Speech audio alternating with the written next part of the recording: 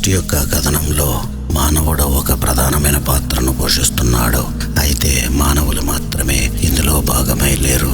సృష్టి యొక్క క్రమాన్ని మనం చూసినట్లయితే మొట్టమొదటిగా సృజించబడినది మానవుడు కాదు. సృష్టి యావత్తు చేసిన తరువాత చిట్టచివరిగా మానవుడు చేయబడ్డాడు. ఇక్కడే ఒక ప్రశ్న లేవనెత్తబడుతుంది. సృష్టిలో కల్లా మానవుడే ప్రధానమైనప్పుడు అతనే ఎందుకని చివరిగా సృజించబడ్డాడు? అతని కన్నా ఎంతో తక్కువ స్థాయిలో ఉన్న జంతువులు ఎందుకని అతని కన్నా ముందు సృజించబడ్డాయి? ఈ ప్రశ్నలకు సమాధానాన్ని మనం ఈ వారం పరాశ వైక్రాలో నేర్చుకుందాం. ఈ పరాశ భాగం పూర్తిగా బలుల గురించి మాట్లాడుతుంది. అయితే ఆశ్చర్యం కలిగించే విషయం ఏమిటంటే జంతువులు జ్ఞానం లేని జీవులు మనుషునికి దేవుని మధ్య సంబంధాన్ని కలిగించే ఒక వారధిగా ఉన్నాయి. భౌతికమైన ప్రాణులు ఆధ్యాత్మిక అర్పణగా తీసుకొని రాబడుతున్నాయి. ఇది ఎలా అర్థవంతంగా ఉంది? మానవులు తమ కంటే హీనంగా చూసే జీవులు పరిశుద్ధ దేవాలయంలో బలులుగా అర్పించబడుతున్నాయా? ఇది మనం అర్థం చేసుకోవడానికి ఒక్కసారి మనం ప్రపంచాన్ని జాగ్రత్తగా పరిశీలించాలి. అన్ని చోట్ల మనకి ఈ జంతువులు కనబడతాయి. చరిత్రలో కూడా వీటికి ఒక కీలకమైన పాత్రను కలిగి ఉన్నాయి. వివిధ రూపాల్లో వివిధ ప్రవర్తనలతో విభిన్న పాత్రలను పోషించాయి. కొన్ని మానవులకు సాధనాలుగా ఉపయోగించబడితే మరికొన్ని ఆహారంగా ఉన్నాయి. కొన్ని నిశ్శబ్దంగా ఉనికిలో మాత్రం ఉంటే మరికొన్ని ఎంతో ప్రమాదకరంగా ఉన్నాయి. అయితే వీటి యొక్క ఉద్దేశం ఏమిటి? ఇవి కేవలం మానవ కథలో సహాయక పాత్రలుగా ఉన్నాయా అనే ప్రశ్నకు పెద్దలు ఒక అద్భుతమైన వివరణను తీసుకొని వస్తున్నారు. జంతువులు మనకన్నా కింద స్థాయిలో ఉన్నట్టుగా కాదు గాని నిజానికి ఒక విధంగా అవే మనకన్నా ముందు చేయబడ్డాయి. కాబట్టి అవి మన నుండి నేర్చుకునే వాటిగా లేవు గాని మనమే వాటి నుండి నేర్చుకునే వారిగా ఉన్నాం. ఒకవేళ తోరయే గనక ఇవ్వబడకపోయి ఉంటే ఈ సృష్టిని చూసి మనం ఎలా జీవించాలో నేర్చుకునవచ్చు అని తల్మూదు చెబుతుంది. చీమలు మనకు యథార్థత మరియు క్రమశిక్షణ నేర్పుతున్నాయి. దాని ఆహారాన్ని అదే కూర్చుకుంటుంది గాని మరొక చీమ కూర్చుకున్న ఆహారాన్ని అది ఎప్పుడు కూడా తీసుకోదు.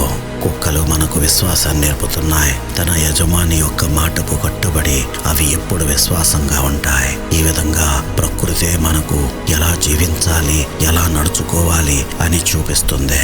మనం ఇప్పుడు పుస్తకాల్లో వెతుకుతున్న జ్ఞానం మరియు నైతిక విలువలు దేవుడు ఎప్పుడో మన కొరకు సృష్టిలోనే పెట్టి ఉంచాడు. దేవుడు ఈ సృష్టిని అంతటినీ సిద్ధం చేసిన తర్వాతే మానవుని సృజిస్తున్నారు. ఎందుకంటే మొదటిగా మానవుడు ఈ భూమిని పరిపాలించడం మాత్రమే కాదు కానీ ఈ భూమిని పరిశీలించి దేవుని సృష్టిని అర్థం చేసుకోవాలి. రెండవది, చిన్న చిన్న అల్ప ప్రాణులు కూడా మానవుల కంటే ముందుగా సృజించబడ్డాయి అనే విషయాన్ని గ్రహించి అతను తన అహంకారాన్ని తీసివేయాలి. ఎప్పుడు మనకి అర్థమవుతుంది జంతువులు ఎలా అర్పణగా అంగీకరింపబడుతున్నాయి అని. ఎందుకంటే అర్పణ అనేది కేవలం మానవుల యొక్క ప్రయోజనం కొరకు కాదు, అది ఆ జంతువుకు కూడా ప్రయోజనకరమై ఉన్నది. ఎందుకంటే ఎప్పుడైతే అది ఆలయంలో అర్పించబడుతుందో దాని యొక్క ఆత్మ ఉన్నతీకరించబడుతుంది. ఈ విధంగా దాని ఉద్దేశం పరిపూర్ణమవుతుంది. అలాగని అన్ని జీవులు అర్పణగా అర్పింపబడదు. ఎందుకంటే ప్రతి ఉన్నతీకరణ అర్పణ ద్వారా మాత్రం జరగదు. భూమిపై కొన్ని కోట్ల ప్రాణులు బ్రతుకుతున్నాయి. అయితే ప్రతి ప్రాణికి దాని సొంత ప్రణాళిక ఉంటుంది. వాటి పాత్రలు అవి చేయుట వలన వాటి ఉద్దేశం సంపూర్ణమవుతుంది. కాబట్టి సహోదరుడా, నీవు ఈ సృష్టిని చూసే విధానం మార్చుకోవాలి. జంతువులు హీనమైన జీవులు కాదు గాని అవి కూడా దేవుని సృష్టి అని గ్రహించాలి. జంతువులు కొన్నైతే పని చేయడానికి వినియోగిస్తారు, మరికొన్ని జంతువులైతే ఆహారానికి వినియోగిస్తారు, మరికొన్ని జంతువులైతే మనుషులు భావోద్వేగ బంధాలు పెట్టుకోవడానికి ఉపయోగిస్తారు. అలాగే ఆలయంలో కూడా కొన్ని జంతువులు అర్పణగా తీసుకొని రాబడుతుంది. కేవలం జంతువులు మాత్రమే కాదు, ఈ సృష్టి అంతటికి కూడా ఇది వర్తిస్తుంది.